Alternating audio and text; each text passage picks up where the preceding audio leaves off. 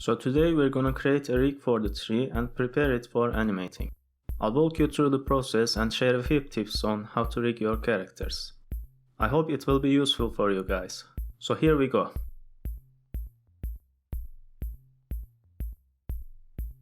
I'll start by adding an armature and a couple of bones to the body. I'm making sure that the start and end points of the bones align with the edges of the model. When you rotate bones on any angle, it will deform the mesh based on these edges, and since this is a low poly object, we have to be really careful with bone placements, otherwise we can end up with weird deformations.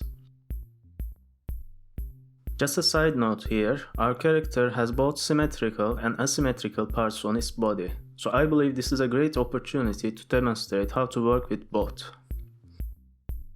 First, let's talk the symmetrical parts. As you can see, these arms have the same length. I can just create one side and copy everything to the other side. As long as I'm careful with the naming, Blender will take care of everything else.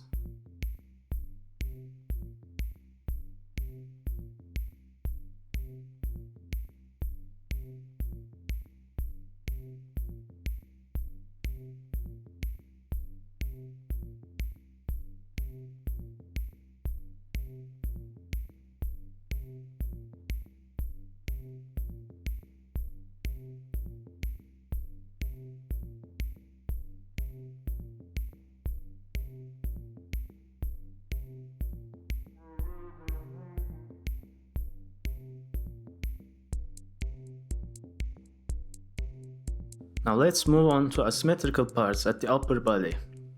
These branches are all different than another, so I'll have to place each bone by hand. There are a number of ways to do the placement. You can use snapping tools and align them with extreme precision, or if you are lazy like me and just want to get it done with, try switching between top and side views and use your eyes to place the bones.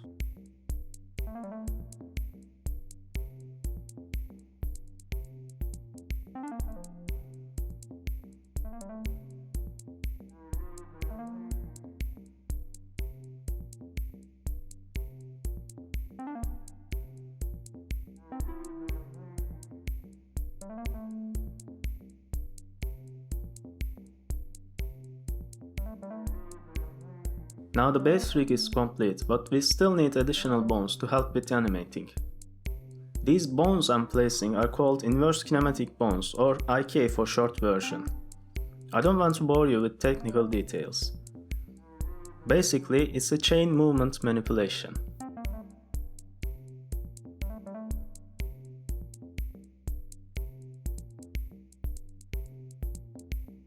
The little bone on the wrist will control the arm and the hand movements, but we still need another bone to guide the elbow. That little one far behind the elbow will tell it which direction to bend.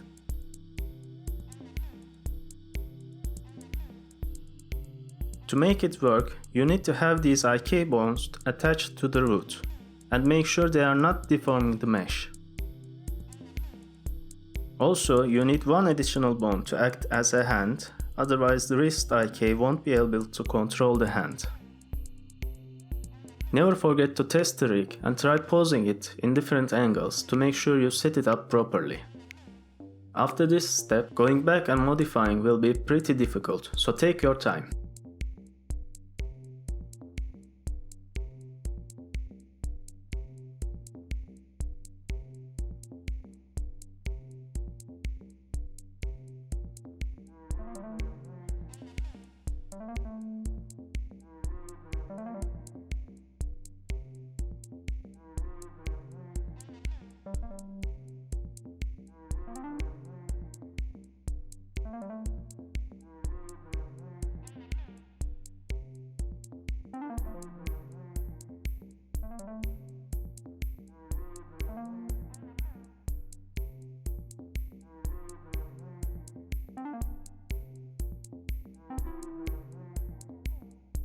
Disconnected parts of the mesh will always cause a problem.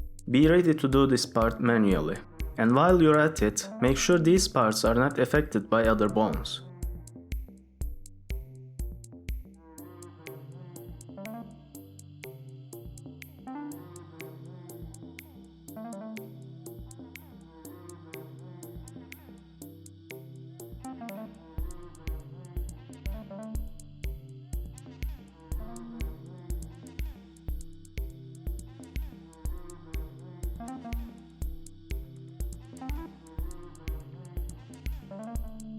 Fastest way to test your rig is to keyframe a bizarre pose and send it to something like 100 frames so your transition is smooth and makes it easy to catch mistakes.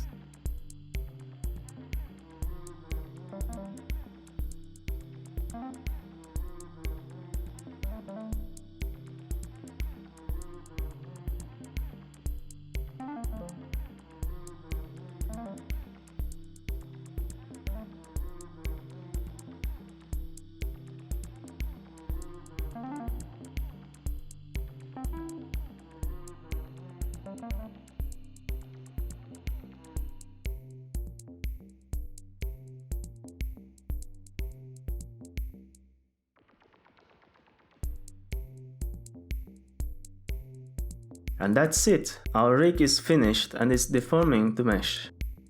Next step will be animating these bones. Thank you for watching.